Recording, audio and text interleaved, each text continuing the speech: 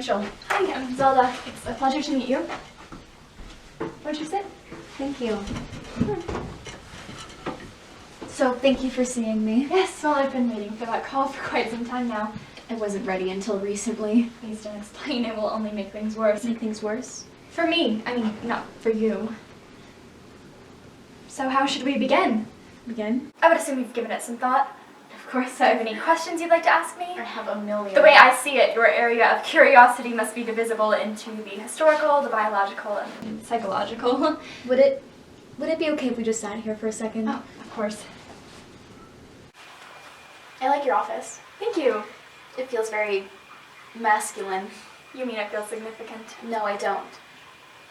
I'm sorry, in all honesty, I'm quite nervous. I understand. So am I. Would you like a drink? It's 10 a.m. Yes, I suppose it is quite early. What do you have? Champagne seems appropriate. Okay. My colleagues gave this to me the day I won a big honor in my field called the Dubzansky Prize. Been saving it for the right occasion.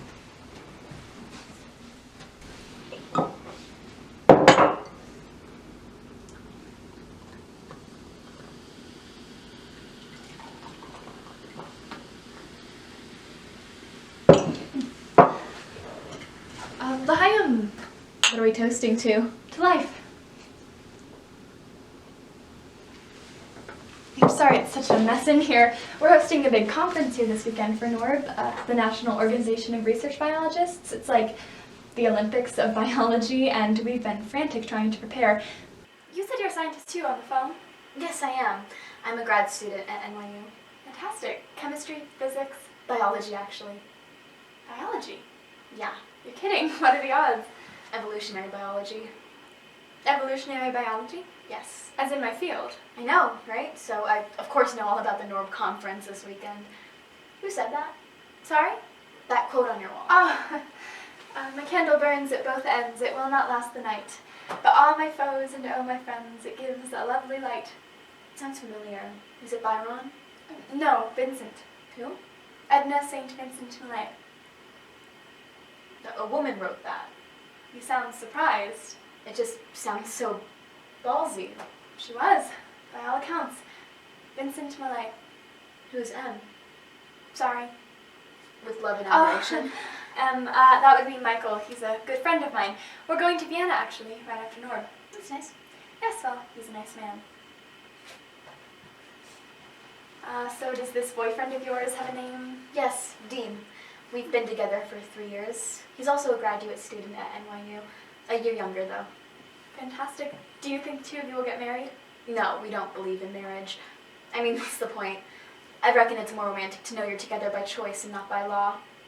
The point is tax cuts and health benefits, but I understand. I'm sorry, what were we discussing before was it your research? My research? No. Well, perhaps it should be. Did you want to hear about my research? A good place to begin. Well, I did apply to the NORB conference this weekend. You did? I didn't get it. What was your abstract? I read some of the submissions. Why? I'm on the board. Oh, yes, I remember reading that somewhere. Mine was about human menstruation, if that helps you remember. That was your abstract? You read it? No, not personally, but I certainly heard about it. It was rather famous, actually, among the postdocs. Famous in a bad way? Oh, no. No, it sounds like it shook people up. Why wasn't it selected then? Oh, an abstract needs 2 champions on the selection committee to even be reviewed by the board, and if I remember correctly, your abstract had 1. Who? A woman named Bethany Gillette. Never heard of her. You're upset. I'm not. You look mad. I'm not. Have you considered that this is just my face? You're really something of a terror, aren't you? My advisor at NYU, Charles Brine, he says I'm difficult. I think I've heard of him. He sounds a bit patronizing. Well, you did call me a terror. Oh, yes, but the word terror suggests a certain ferocity, someone to be contended with. In my youth, I too was considered difficult, but I do think they were just calling me a bitch. If you were a man, you would have been celebrated for that. But I'm not a man. Neither are you. In all honesty, it seems you have this all figured out, which makes me wonder why you're here. Do you have a single question for me? What is it like to win the Dubzansky Prize? Well, I got it for the grandmother hypothesis, and it's a thrill, of course. I think I was about your age, 28. I'm 29. And behind, I don't realize. It isn't a race. Please tell me about your research. My research? You don't want to hear about my research? It blatantly contradicts your research. My dear, I have 30 years of groundbreaking data behind me, dozens of grants, and a handful of global awards that are very difficult to come by. You, by all means, have an interesting idea. I want to hear it. It's a very powerful idea. It's going to change everything. You mean it's going to add a minor wrinkle into the vast complexity that is evolutionary biology? No, I mean it's going to change the way women think about their bodies, the way men see women. It's going to change the way people have sex. It's going to change the way people have sex? Yes. Well, don't make me beg. At my age, I have lost the need for intellectual superiority. I'm simply looking for the truth, and you, my dear, might have it. Well, it is said that in biology, every issue is understandable from two perspectives, the how and the why, the mechanism and the function. And in this case of female menstruation, we know the how, but we don't know the why. And we never cared because for hundreds of years, professional scientists have been exclusively male, and they don't care, but every aspect of our physiology has evolved evolutionary for some reason. That reason, though, doesn't make sense, now does it? Menstruation is so calorically expensive, and for our prehistoric predecessors who spent their whole lives malnourished, every calorie counted. Do you want to respond? You haven't said anything yet. Menstruation also limits the window of opportunity for conception, which is the holy grail of evolution. So the benefit of menstruation has to somehow outweigh the tremendous cost. Do you disagree? With what? With my theory. You haven't yet stated a theory. Menstruation is a defense. Against what? The toxicity of sperm. My God, now that's ballsy. Think about it. Sperm are riddled with foreign matter just by being the products of another person's body. Not to mention all the microbes, the bacteria, viruses, and parasites that men are carrying around. You put sperm under a microscope, and do you know how much other stuff you find hanging on? The little pimp is a pathogenic entourage, and they all get a free ride up into the uterus. Think of the uterus as a glacial lake, isolated from everything else, when boom, oil spill. So what do? We clean ourselves out. We get rid of the old, infected endometrial tissue and grow something new. Say something. That is quite a theory. Why is there a flow of blood? We can slough dead tissue without bleeding. Our skin cells flake all the time. But to change the uterus, we have to bleed. Why? To loosen the dead cells of the uterine layer. If it was purely mechanical, our bodies could use water. But what does blood carry? Immune cells.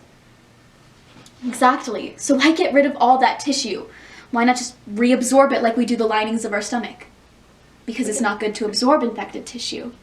Now here's the kicker.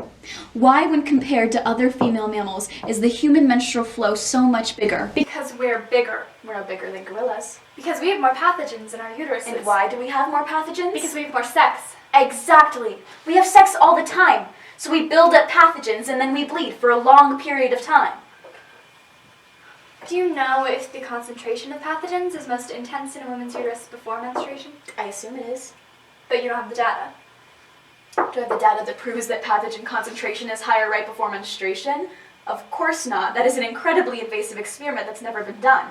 You must also consider the fact that most prehistoric women spent their entire adult lives pregnant. But really, I must say, this is quite an impressive theory. Frankly, I think it is a bit revolutionary. It could make you famous, Rachel. Thank you. But it won't ever be anything if it's never published. There's an empty slot at Norb. I just heard this morning one of the presenters dropped out, so there is a spot available. You can't just offer me that spot. Don't you have to approve me? Doesn't the whole board have to approve me? Well, technically yes, but it won't be a problem, and I'll vouch for you. Is what, your daughter? No, as a scientific community to whom I give my endorsement. It's a radical theory, and it might be helpful to have my opinion behind you. I'd have to read your abstract first, though. Is it ready? It's ready. I just need to run it by Dean, but I think he'll be thrilled. Why would you need to check with him? Well, we would present together. You do understand that if you present with him, people will think Dean created your hypothesis, which isn't true, is it? We bounced ideas off of each other. I was under the impression it was you, and even if Dean did help bounce ideas off, that doesn't mean he too should help present at Norb. This theory is a revelation. Many scientists slave away their entire lives and never come close to a theory like this. And I dreamed it up at 28, so there'll be others. I can present alone another time, but this time I need to do it with Dean. Why do you even care? I've already co-authored 3 articles for Science Magazine. I've won awards from NIH and National Science Foundation. I'll be fine. Dean, on the other hand, needs this. He's smart, but nobody sees it, and he's quiet and hasn't hit on a career-making idea. And you think he's running out of time, don't you? People expect women to take longer. I could take another 10 years and it would be fine. In fact, if I found something any earlier, it would be suspicious. Who is helping me? Whose idea was it really? That is not as true as you would like it to be. You have a good idea. People will see that regardless of your age or your gender. I couldn't have done it without Dean. He's the one who made it watertight. It's not watertight. Nothing is. Will I introduce the both of us or just me? He works hard and deserves this too. I know you think I'm committing some heinous crime, but I know what I'm doing. I want a family, children, a full life. I don't want to end up alone with my research in 30 years. Like your mother? I didn't say that. I wasn't talking about you. It doesn't add up. You don't want to marry Dean, but you're happy to marry him to your discovery. I understand you want a family, but does he? Are you saying you don't want to get married because those are your true feelings, or are they his? You've settled for a professional marriage instead of a romantic marriage. I should go, and that is not what I'm doing. Are you sure? Whose name was on the abstract? I'm just curious, since I never saw the application itself. Did it list both names? You've come up with a really good idea. It's yours. You created it. Don't give it up because you're frightened of the implications. It's yours. Keep the damn thing. What about Dean? Dean's time will come. He just needs time to grow a bit, think of his own ideas. You're wrong, you know, about the gender politics of science. Because he is a man, his window of opportunity is longer, not shorter. He's all I have. What about your work? My work? You don't appreciate it right now, but you will when you're older. This work will be your life vest one day. You've been blessed with the theory. If Dean is a good man, he will understand. Trust me, he should be happy for you. In this field, you must celebrate each other through success, support each other through failure, but you do not entangle alliances, and you do not compromise. Does the grandmother hypothesis keep you warm at night? As a matter of fact, it does. Listen, they are going to try to dismiss you the same way they tried to do with me. They'll look for any excuse. I have been fighting with everything I have to get people to listen to the grandmother hypothesis, to take the claim seriously, that Adam never lost a rib, that we are not biologically, from a purely scientific standpoint, secondary. We're smaller, sure, but we live longer, and that is no accident. That is evolution. We go through menopause to take care of our children and our children's children. We go through menopause to ensure our species' survival, and to say that now and be listened to has taken a tremendous amount of work, never mind being heard, being believed, and the sacrifices that I got here. And now when I talk, people listen. Was it worth it? I was too young to raise a child. How old were you? 28. Okay. Well, I guess we are different in that way. But no one is asking you to give up a child. All I'm asking you to do is give yourself a chance. I'll get you the slot. Whether it's you or Dean or both of you, it's a good idea. It deserves to be heard. Thank you. You have 3 days to prepare. I know. I do have other questions about your theory. Ask them at the Q&A. It'll give me a way to quiet the thunderous applause.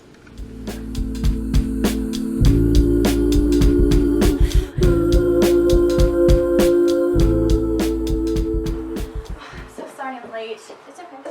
No, it's not. I shouldn't have kept you waiting. I seem to be late to everything lately. We almost missed our flight back from Vienna because oh, never mind. It doesn't matter. It's not important. I am starving. I think I have a granola bar in my desk. I used to have a much smaller appetite when I smoked. You smoked? Yes. About a pack a day, and I regret every second of it. You must quit. How did you quit? I got pregnant with you. Here we go. How was Vienna? Oh, Vienna, from what I saw, was amazing. Really, it was just heaven. To you, my dear, and your achievement at the conference. My achievement. The speech, from what I saw, was quite spectacular. Gloriously original and brave. Really, most of all, terrifically brave. The room around you just crackled. Did you feel that? They hated me. I don't think that's true. Have you been reading the blogs? The what? Scientific blogs on the internet. No. I read at least a dozen in response to the NORB conference. One talked about the horror show that was Rachel Harderman's NORB presentation. Another said if NORB was so desperate for female presenters, they'd been better off asking a female science teacher to discuss with their students had they discovered their petri dishes. Rachel, welcome to the game. You wanted to play with the big boys. This is how they play. That's not true. I've been to conferences like this before. I've seen the criticism lobbied against other hypotheses. This was worse. They were specifically vicious towards me. You don't think you're being a bit paranoid? No! Why would they be specifically vicious towards you? Because I'm a woman. Rachel, don't. They dismissed me. They never even engaged in my argument. I walked up there in heels and a skirt, and I said menstruation and defense in one sentence, and sperm and pathogen in another, and they stopped listening. I saw them stop. You saw them stop listening. Yes, and then they attacked me personally. Not my theories, my right to have them. They had done their homework. At the cocktail hour afterward, 2 board members came up to me and basically implied that if I had known my father, I might be less suspicious of sperm. That doesn't make sense. I know! And you know what they have to do to find out I was adopted? They'd have to hire a private investigator. I don't think anyone did that. Everyone's bio gets printed in the conference My program. bio doesn't say that the people who raised me weren't my direct genetic predecessors. I might have brought it up to the board. What? Everyone was so impressed with your abstract and how young you are. They wondered if you came from a family of scientists, so I said no, that I knew you a bit personally and that you were adopted. You said you knew me a bit personally. If you'll allow me to give you a piece of advice, do not turn the reaction to your hypothesis into an issue of sexism. Not in your own mind, and certainly not in the public. It will do nothing for you. You're worried about being discredited? That will discredit you. I've already been discredited. Stop it! No, you have not. You presented a very progressive theory to the national organization at an annual conference, and it received mixed responses. It was an honor to have presented at that conference at all, and if you don't do anything stupid, you have the rest of a lengthy career to recover. I mean to review your hypothesis and to make improvements. I thought you loved my hypothesis. I like it very much, I do. You just said it needs improvements. Rachel, you are 29 years old. You don't think you have anything left to learn?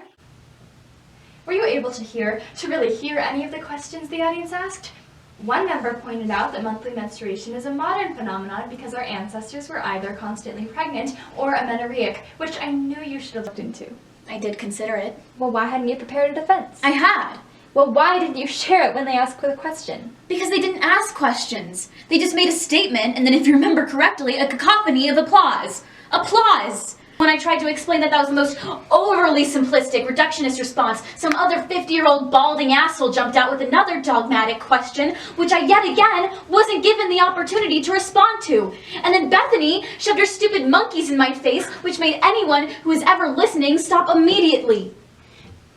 Bethany's work concerns the childbearing practices of monkeys, not the evolutionary necessity of menstruation. I had no idea she had completed a phylogenetic analysis on the menses of primates, but now you know the missing link to your theory. A scientific experiment that compares the menstrual output of one species of primate to another. You should be thrilled by this as a scientist. The fact that Bethany's research found little connection between the sexual proclivity of a species and their menstrual output, as you hypothesized, well, that is disappointing, but it is information you should be glad to have. If you were at all serious about this theory, about science in general, geez, about yourself, you need to grow up. She basically accused me of misogyny. I did try to warn you that was a possible misinterpretation of your hypothesis. But you knew that wasn't my intention, and yet you said nothing. I introduced you, Rachel. I gave you my blessing. Sure, and then as soon as they started to attack me, you left. When I was up there, I was looking for you. You were gone. Where did you go? I wasn't feeling well, so I went to the bathroom. While I was being boiled alive on stage, you went to the bathroom. Did you at least stay until the end of my presentation? Yes, of course. So it was when people started asking questions and I was going down, that's when you left. The only person who thinks you went down is you. Everyone else witnessed the invigorating, exciting young presentation of a young talent who lost it at the first whisper of criticism. So you just abandoned me. Because you didn't want to be associated with the failure that is your daughter. Oh, sit back down. You know that isn't true. You are blinded by emotions right now when you should be figuring out what to do next. What to do next? I have no idea, okay? I seriously have no idea what to do next. I know I want to shift my concentration to bring Bethany Gillette to her stupid knees. I've been playing it over and over and over again. And you know what? No one offered up a counter-hypothesis. They just poked holes in mine. No one else had a further explanation as to why women menstruate, which means I'm probably right. I just need to prove Bethany and her stupid butt-licking monkey's wrong. She's probably falsifying the hell out of her data anyways. It might be better if you didn't think of science as such a competitive sport. You just need to go somewhere with Dean, gain a bit of perspective. Dean and I broke up. After, or maybe during, Norb, he left a letter on my bed and said that he could tell I was no longer his priority. Oh, Rachel, you must be so angry. At myself, maybe. I should have just let him present with me. It isn't his abstract! It wasn't his theory! It doesn't matter! I love him, and now he's gone. If this love affair was so amazing, why did it fall apart so quickly? Because love is magic. You have to believe in it. It's an unspoken agreement where you put the other person first. Dean stopped believing in me. Our magic died. Do you want to know what love is? It's stress. It's just stress. Certain species with a vigorous stress response, whose adrenal glands release high amounts of cortisol, those are the species that fall in love most often, such as the prairie vole. Sex is an act of aggression. It triggers a stress response which makes the woman attached to the man penetrating her. Basically, love is the Stockholm Syndrome gussied up. I don't like it, but I respect it. I have succumbed to it in the past, but I refuse to let something so ordinary define me. I'm smarter than a prairie vole. I have a mind and I intend to use it. I thought perhaps you intended to use yours as well. I see now I was wrong. Go back to Dean. Grovel. Give him a blowjob. I'm sure you'll be fine. You must be so lonely. You have wasted your life. Charles doesn't even teach the grandmother hypothesis. Why should I care? I think my life has been the most thrilling thing. I discover secrets of the universe. I find the truth. I studied in Africa, for God's sake. Why should I care if some advisor at NYU doesn't teach my hypothesis? When did you study in Africa? When I was pregnant with you. The women in these tribes I stayed with, they were mothers, strong and devoted. I was not that. And I gave you up. My career was not finished and I was too young. Do you regret it? No. But I wish I met you sooner. Why didn't you have any other kids? Maybe once you're older. There were complications with my placenta during my delivery. I couldn't stop bleeding. They had to remove my uterus. You had a hysterectomy while delivering me. Yes, but don't feel bad.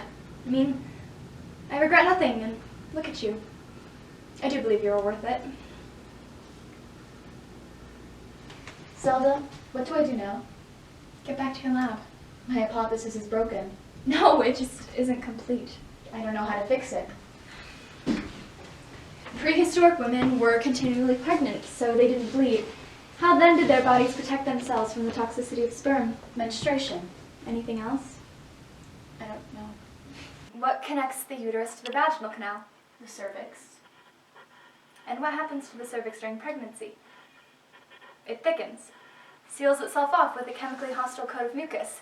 This coat lessens and becomes permeable again after the second trimester. But by that time, a woman would be so obviously pregnant she wouldn't be attractive to any male.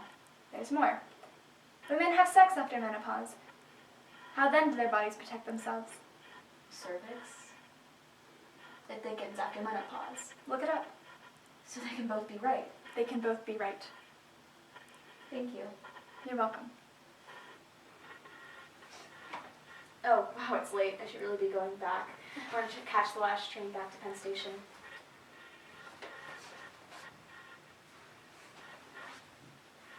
Are you okay? I'll be fine. Are you coming? No, I'm gonna stay here, but... Want to hear something funny? Sure. I was 5 when my parents first told me I was adopted. And after that, whenever I got angry at my mom, I would say, "You're not my real mother. My mother's a queen, and I'm a princess." That is funny. Some days I get so sad I wish I were dead. I have those days too. I don't know what to do about them. Ride them through.